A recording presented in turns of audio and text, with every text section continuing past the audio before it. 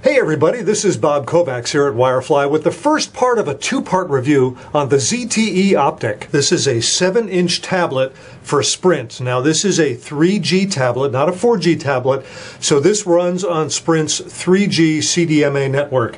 Now the ZTE Optik has some excellent specs, and what's really impressive about it is after playing with it for quite some time, it has very good build quality. It looks well made and it feels well made.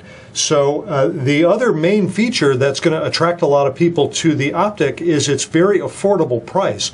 So this is the first tablet that's being sold by a major carrier that really can be described as affordable, and I think Wirefly is going to have a very good price on the ZTE Optik. So if you get a 2-year contract for it, it's really surprisingly affordable. Even if you flat out buy it, I think it's pretty darn affordable. I hate to mention a price here because once I put a video on YouTube, it lasts forever and prices change all the time. So I hate to actually go into what the price is in a video, but I can tell you that it's going to be quite affordable. So let's take a closer look at the ZTE Optik. I'm going to slide everything just a bit to the right, or to the left rather, and make a slight adjustment here so things look a little better. Sorry. There we go. That's looking better. Okay. Now, first of all, what makes this such an interesting device is it has a 1.2 gigahertz dual-core processor. It's pretty good. 1 gigabyte of processor RAM. Both are good specs. Now, there's higher specs out there in the tablet world, but those are pretty darn solid. As I mentioned, this is a 7-inch display. The resolution is 1280 by 800 pixels. Now, on a press release that Sprint released, they said, in one part of the press release, they said it's 900 pixels in this dimension. It's not. It's 800. It's 1280 by 800. So that press release that Sprint released is incorrect in one location. In another location on that press release, it says 800, which is in fact the correct dimension. Now this also has 16 gigabytes of internal storage, and it has a USB port right here. Excuse me, not a USB port. It has a micro SD slot so that you can expand the memory by sticking in a micro SD card right there. So 16 gig of onboard storage. It does not come with a micro SD card. You'll have to supply your own, but at least there's a slot in which you can put it. So that is a very good thing, I think. It has a front camera. You can see that's a 2 megapixel front camera, and on the back is a 5 megapixel rear camera. And although there's a dot right here, that is not an LED flash. So I'm not exactly sure what that is. That might be a light sensor that the camera uses. I'm really just not sure. But it is not an LED flash. So there is no flash with the ZTE Optik. The ZTE Optik runs on Android 3.2, which is pretty much the latest version of Google's tablet operating system. I'm assuming this can be upgraded to Android 4 at some time in the future. I don't know what the plans are in that regard, but any device that's coming out now, I have to assume, will also be compatible with Android 4.0. Overall weight for this thing is pretty reasonable. It's 14.1 ounces, which is less than a pound. If you're a metric person, it's 400 grams. So those are the basic specs, and I have to tell you that it looks okay, not fabulous. Now the LCD display on this just looks a little washed out to me. It's sharp enough, it's very clear, but the colors are not particularly vibrant. If you're used to looking at the colors on an AMOLED cell phone, such as a Samsung Galaxy cell phone, those colors will just be much more eye-popping than what you get here on the ZTE Optik. Now, this isn't bad. It's quite usable. I took it to a convention and used it at a convention for a couple of days and was easily able to get to my email and respond to emails and do some online viewing of files and check out what you guys are talking about on YouTube and stuff like that. So I thought it was pretty good in that regard. Now this is a 7-inch tablet. How does it compare to a cell phone? I don't know if how many of you have got a chance to handle this. Now this is a Samsung Galaxy S4G. This is a very common cell phone, came out about a year ago. This has a 4-inch diagonal screen. I'll turn the screen on here so you can get a little better idea what it looks like. So that's a 4-inch diagonal display. And you can see how much punchier, by the way, this looks than the Optik screen.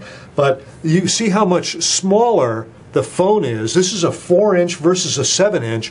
When it comes down to it, this 4-inch display versus the 7-inch display, the 7-inch display is literally 3 times bigger than the 4-inch display over here on the Galaxy S4G. So that is just how much bigger it is. It doesn't seem like it ought to be that much bigger, but it in fact is much, much bigger than a cell phone. Now, the ZTE Optik does not work as a cell phone. It is a tablet only. So if you were hoping to use it like you could use the Galaxy Note, the Galaxy Note by Samsung, where it is both a phone and a tablet, you can't do that, unfortunately. This is a tablet only. You'll have to have a separate device to be your phone. So here's my impressions of the ZTE Optik. I did get a chance to use it for a few days. I used it at a conference, and I thought that it worked very well. I really like the 7-inch tablet form factor because as big as this looks, I can actually get it into my pants pocket. Now, I was upstairs talking to Stefan and Paula, the people you saw in that camera shot, and I was saying, you know, I can get it into my pocket. Now, I'm not going to really carry it back there, but if I need to use both my hands, I can stick it in my pocket.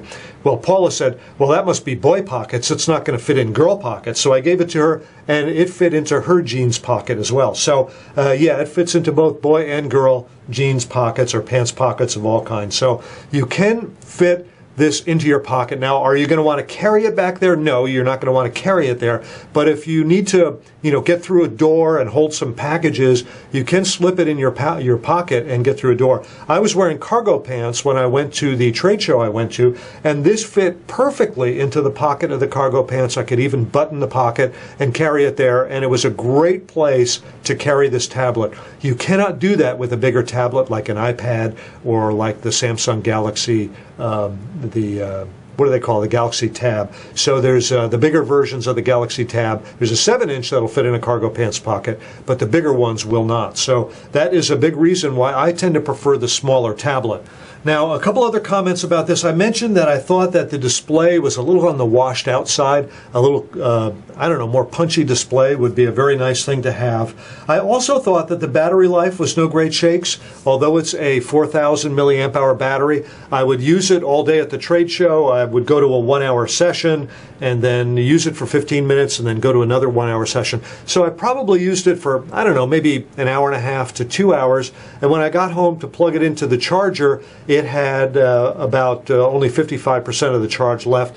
So I could get through a day and I could use it, do pretty much whatever I wanted to, but I'm not a really heavy user. If you're going to be like gaming on it all the time, or you want to use it on the train or on an airplane for 4 or 5 hours at a time, you might have a little trouble doing that, getting through. Maybe, you know, maybe not. My experience is it's just not, the life is not that great.